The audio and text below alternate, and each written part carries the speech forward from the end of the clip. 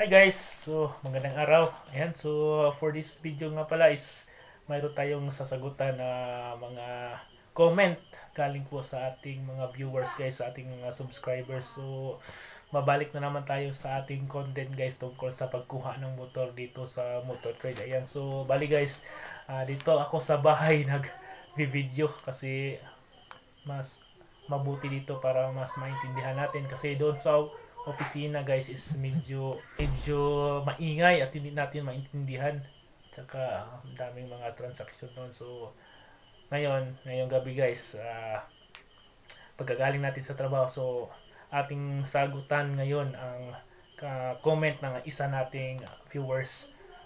Kukuha daw siya ng motor sa Motor Trade. Isa po itong OFW guys. So hindi na natin patagalin to guys. So ayan. So ito po yung nag-comment sa atin. Ayan, shout out po mga ka-Jokwa. Ayan. So ito po yung kanyang comment guys. So hi sir, medyo mataas to. Hi sir, good day po. Mag-ask, pwede po ba makakuha ng installment na motor ang OFW na kagaya ko? Kasi po malapit ako ng bakasyon. Balak ko po na po. Ito, hindi ko maintindihan. Balak siguro niya kumuha ng motor. Yan. Tapos po sir, sana mapangalan. Kasi ako po ang magbayad at iba lang po ang mag-aabot.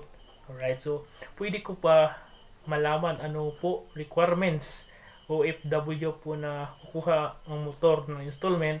Salamat po sir. So ayan, so atin na lang pong isummarize itong kanyang katanungan guys. So isa po siyang OFW at ayan, so gusto niyang mag-installment ng motor at ano daw yung mga possible na requirements na kukunin po niya. So ayan, so shout out po sa mga lahat nating magigiting na OFW. Ayan, so syempre atin tong sasagutan kasi ayan, marami talagang gustong kumuha ng motor, di ba? Lalong-lalo na po sa mga OFW para naman mayroon silang makita sa kanilang mga sahod, di ba? Yan, kapag ikaw ay isang OFW guys, so dapat kung kukuha ka ng motor, so dapat nandito ka na sa Pilipinas, di ba? So hindi pwede po yung mag-installment ng motor na nandoon ka pa sa abroad. Ayan, so dapat umuwi ka na dito or nakauwi ka na dito sa Pilipinas. Ayan, so ito po yung mga requirements, ma'am, sana or sir, sana makita mo itong video na ito. So dapat sundan mo ito kasi gusto kang kukuha ng motor. Ayan, so dapat masundan mo itong mga video. At sa mga OFW dyan na gustong kumuha, so dapat ayan, so masundan nyo itong video para hindi na kayo mahirapan sa pag-apply ng motor, para diretso-diretso na po, para maka-comply na kayo sa mga requirements na dapat kailangan. So ayan, unang-una po yung unang requirements. So dapat mayroon kayong valid ID.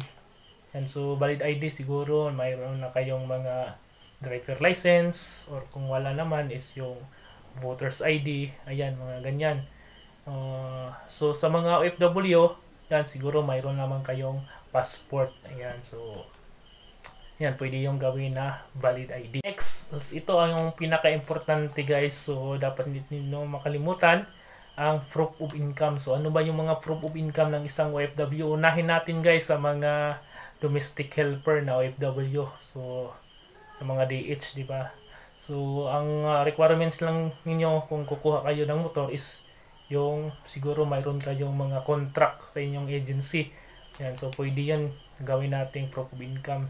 So nakalagay doon kung ayan, ilang taon kayo doon sa kontrata at magkano yung mga salary po ninyo. So makikita. So dapat makita sa proof of income po ninyo yung mga salary po ninyo o ilang taon kayo na doon sa abroad. Ayan, kung wala naman pong kayong contract, old contract, pwede yung old contract, or kung wala naman po, hindi available, is pwede na po yung return ticket. Ayan. Kung mayroon kayong available na return ticket, for example, nakauwi na kayo at ayan, mayroon kayong return ticket pabalik sa abroad, yan, pwede yung gawing proof of income. So dito naman sa Motor Trade guys, ay hindi na po kailangan ang tawag nito, ang co-maker. So pwede na po kayong yan, kung kayo na lang po. So depende na po sa CI kung ayan, kung papasa kayo. kita naman po yung background po niyo pag during confirmation. So next naman guys, yung mga land-based na OFW natin or yung mga nasa nagtatrabaho sa mga company sa ibang bansa. So ito po yung mga requirements po ninyo guys ha. So syempre valid ID. Then yung proof of income po ninyo is yung kung mayroon kayong payslip, di ba? Siguro mayroong mga payslip kasi sa mga big company mayroon yung mga payslip or doon sa abroad. Kung wala naman is contract. Ayan, pwede din yung kontrata niyo sa inyong company.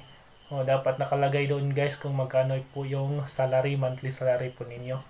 Yan, ilang taon na kayo sa company. At kung mayroon din kayong available na return ticket, din pwede po yung return ticket. At saka ang tawag doon, katulad lang sa mga domestic helper, ayun guys.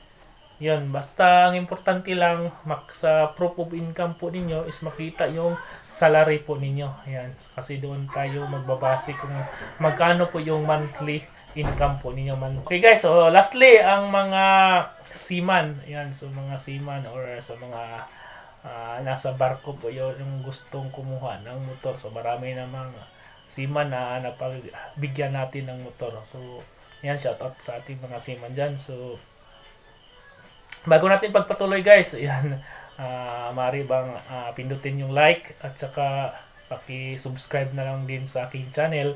At pwede nyo i-share itong video guys, baka mayroon kayong mga kaibigan, mga kamag-anak, ayan, na gustong kumuha ng motor na isang OFW, maipa-share itong video para makita nila, malaman nila, para pagdating sa panahon na kukuha silang motor, hindi na sila mahirapan. So, mayroon na silang agad-agad makukuha na sila ng requirements pag nakita itong video na ito. Sa aking boses guys, kasi Bisaya tayo, hindi pa tayo masyadong sa Tagalog panalita. So ayan, lastly itong mga seaman. Ayan, so kadalasan kasi mga seaman yung nag-a-apply ng motor sa amin. So ito po yung mga possible na requirements po ng seaman guys. Ayan, so unang-una, valid ID. Ayan, so pwede yung gawing valid ID guys yung passport, siguro passport. Ayan, so seaman's tawag nito, siyempre mayroon siguro kayong mga driver license at saka yung mga basta valid company ID pwede, basta government issued ID. Ayan, so doon sa proof of income ng mga seaman guys is ito, seaman's book. Ayan, pwede yan, seaman's book na gawin natin na proof of income. Then old contract. Ayan, old contract sa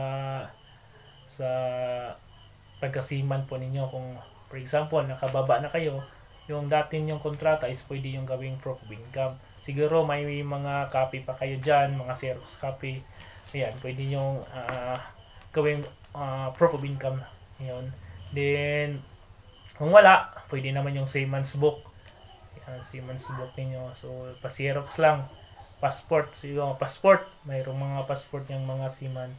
So ayan, so sana po nasundan itong video, lalo na po sa mga OFW, kasi para ito sa mga OFW yung gustong kumuha ng motor guys. So para sa next nating video or vlog guys is doon magbibigay naman tayo ng mga CI tips para sa mga gustong kumuha ng motor. Mapabilis lang ang pag-approve nila sa CI. So hanggang dito na lang tayo guys. Short video lang to. Kasi yan, gusto na lang nating masagutan yung katanungan po ni mga kajokwa. Ayan, so nag-comment. So marami pang nag-comment guys. Ayan, marami pang nag-comment. So hindi ko lang nagawa ng video kasi yan, na busy tayo. Then ayan, nag-iba tayo ng content dati. Pero nagpag-isipan ko, ayan, marami kasing nagtatanong sa akin ayan, nagko-comment sa video na ayan. So gusto nating makatulong sa kanila, di ba? So ayan, hanggang dito na lang tayo guys. So shout out ulit sa mga OFW, magigiting na OFW. So sana nasundan nitong video na ito. At sana nagustuhan ninyo at don't forget to like guys, like then paki-subscribe naman sa ating channel at paki-hit na lang din po ng notification bell para lagi kayong updated sa mga ating bagong video tungkol po sa pagkuha ng motor dito sa Motor Trade. Alright, so good night everyone and thank you.